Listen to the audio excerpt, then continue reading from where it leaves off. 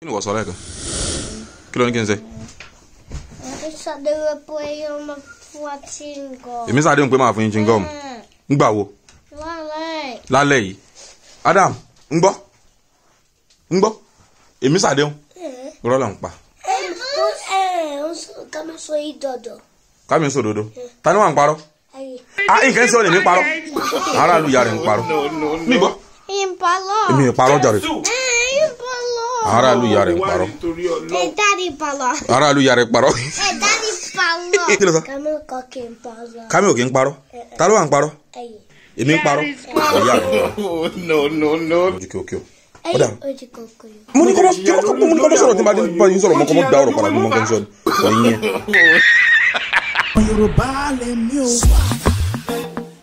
Kindly subscribe to our YouTube channel Yoruba Pikin and remember to hit the notification bell to enjoy more of our videos.